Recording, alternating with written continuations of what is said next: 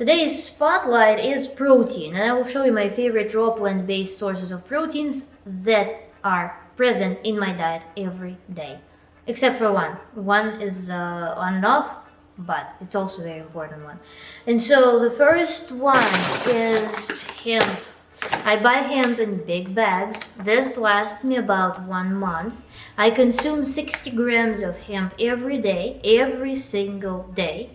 I consume hemp, and hemp is an excellent source of protein because, of course, it's 20 grams per whatever I eat, and also it supplies you with a ton of minerals that are not only essential for, like, we think about minerals in building bones and like electrolyte function, but also they actually participate in synthesis of proteins. And if you remember that protein, we don't get proteins from food.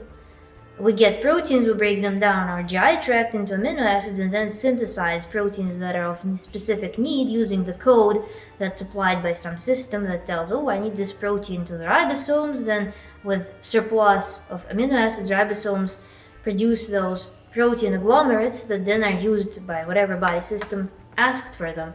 So yeah, it contains magnesium, an especially hyper important mineral that's not abundant in non-plant-based foods, and even in plant-based foods magnesium is not as abundant as in hemp. So for example, with 60 grams of hemp per day you can get 90% of magnesium, which is insane.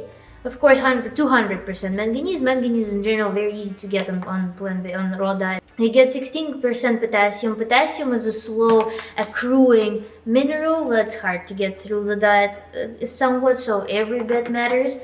Then iron 40%, then phosphorus 70%.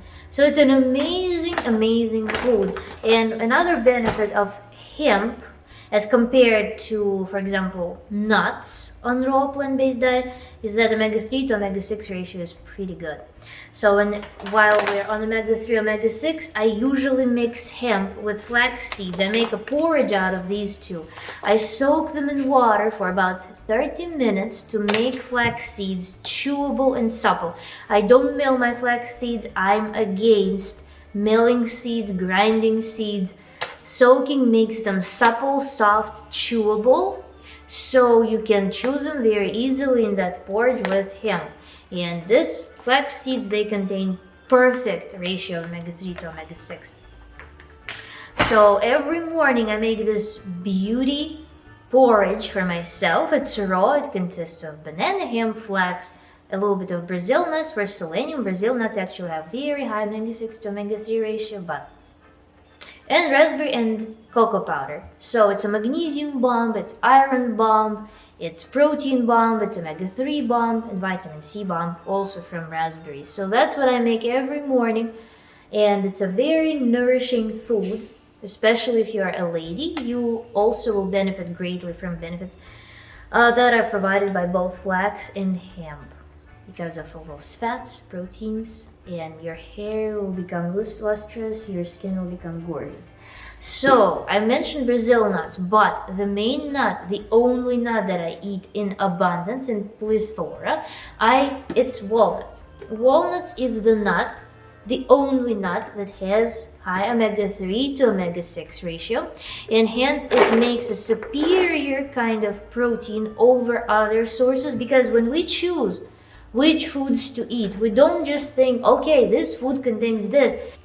It contains this macros. It supplies me with this amount of fat, this amount of carbs, this amount of protein. That's what often you hear from fitness people. But you don't think about, okay, what interactions will this food will have with other foods, what other benefits I can reap from that. So walnuts are the best nut to eat. Of course, the best form of walnuts you can get is in the shells, because again, oxidation starts happening. I store them in the fridge or in the freezer, as well as hemp and flax. I store them in the fridge to retain their freshness because they're very fatty. And for those who cannot stand bitterness of walnuts, I really encourage you to try soaking them for a couple of hours in water and let them release the tannins that make them like all this bitter, give them this bitter taste like tea has, for example. and they will become greener tasting, so to speak. So walnuts, get them in the shells preferably. But they are also every day in my diet, whether in salad or in sushi. Sushi with seaweed I make every day as well. Also omega-3, also protein, iodine, B12, everything there. So this is the thing that is on and off in my diet. I usually make sprouts. I, for example, eat them for 2 weeks, then I have a break, then I make them again. So now I'm not showing you sprouts, I'm showing you the dried thing, black lentils. Black lentils also are super high in essential amino acids, and you can sprout them. In 2 to 3 days you will start getting your beautiful sprouts that you can eat on their own, because on their own they're actually pretty nice tasting, or as a part of meal. Important thing again is with everything that I'm showing, chew all of those things really well. So with sprouts, boiled legumes versus sprouts are two different foods, drastically different foods.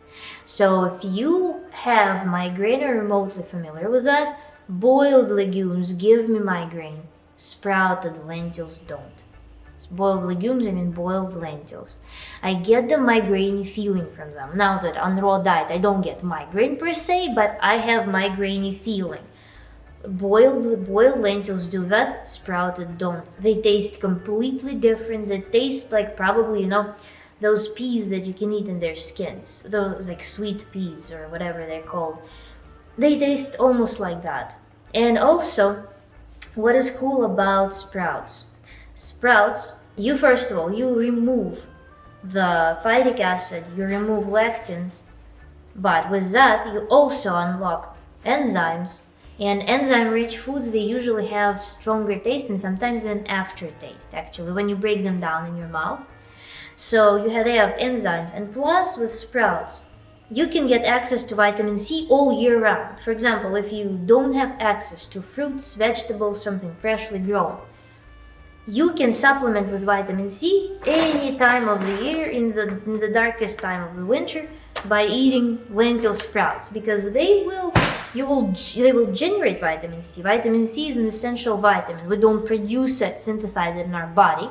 Evolutionarily, it happened that we were on fruitarian diet throughout our evolution, presumably.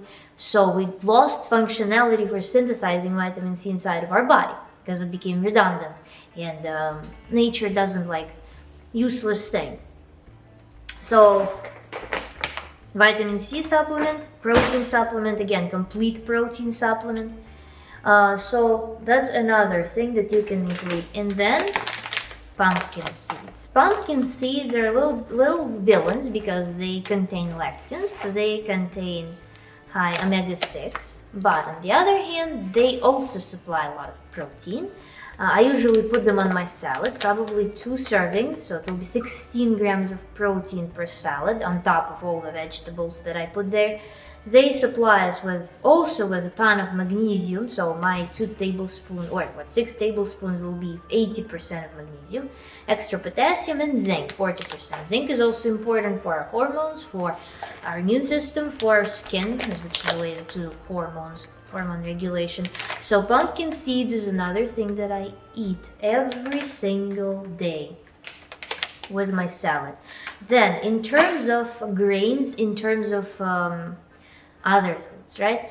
Other nuts are not as prevalent in my diet. I like hazelnuts, I like sesame seeds as well. Sesame seeds I eat like on and off several times a week, large portion. I used to do sesame seed bowl every day, so I would mix sesame seeds with dates and cocoa powder and eat that as a supplement for calcium, which is also pretty nice. Also very high omega-6 to omega-3 ratio. So need to be mindful to combine them with foods that would offset that balance. So it will be seaweeds, it will be hemp, it will be flaxseed and walnuts. That's one thing. Then other sources, okay, hazelnuts. I don't quite like almonds anymore, and hazelnuts also become less attractive to me over time. Sunflower seeds are another thing. And in terms of, again, some like grains, oats can be consumed raw You can consume them, you can soak them a little bit, make some raw cookies, raw porridge with them, but the only thing about them is that some brands, they have concerns with mold because it's a very dusty food. With lentils, what's nice about them in terms of storing them, for example, and even again process of sprouting them, the benefit is that they're not dusty. They're very smooth seeds. I take a couple. They're like little gems. Oops. So those are very good things. And another food that I occasionally include in my diet is green buckwheat. I soak it. I don't like to make anything out of it. I just prefer it eaten as is, or I just dehydrate it in form of groats. So I soak them to remove the lectins, and then I dehydrate them to make groats that are like cereal. So you can make cereal like that. You can even flavor it with something. You can mix those dehydrated groats with dates, with date paste, and make, or with chocolate, with different berries, and make granola / cereal for breakfast, or some cookies out of that. Or you can make embrace the savory palate and make something like that as well out of green buckwheat. And oats, you can sprout oats that are unhulled. Problem was that I tried sprouting oats 3 times and I only succeeded once. I have a suspicion that I froze my seeds by accident. I don't know what it would do to them. So I imparted some damage to the package that I got. So I might try it again. But sprouted oats are incredible food as well. Not so much in terms of protein, but in terms of other benefits. And again, they still supply some essential amino acids that can be complementary with what I just showed you. So my favorite in this list, of course, is hemp. Hemp is a magnificent food. And again, women, please listen to me and try eating, for 1 month, try eating mixture of hemp plus flax seeds. You didn't see chia seeds here. I'm not a fan of chia because it tastes fishy to me. It tastes fishy and I don't like the texture necessarily. I don't like all these puddings. I like things that are crunchy, that are very hearty. And I don't like mush or something like bubble tea would not intrigue me, basically. So chia is in that realm. But chia seeds also, you can supplement with any of those protein sources, especially if you have concerns about disproportionation of omega-3 and omega-6. So chia can be an easy way to supplement with extra omega-3 fatty acid. Here we'll conclude. And what I want to say is that if you start analyzing the properties of what I just showed you, you'll realize that these raw vegan sources of complete protein are superior over the conventionally perceived standard vegan sources of protein, such as tofu, such as seitan, whatever. It's like wheat gluten, pastas, and boiled legumes. So I really encourage you to give a try to sprouted lentils in particular. Alternatives to that are mung dal and chickpeas. You can try them as well, but black lentils are the easiest to sprout in my opinion. And in terms of the added benefits to those protein supplements, you can notice that those are even superior over animal sources of protein such as flesh, corpses, and animal secretions. So I think that everybody, regardless of their dietary preferences, can embrace those sources as well and include them in their diet. And of course, for all vegans, it's imperative that you include them as a part of your daily food intake.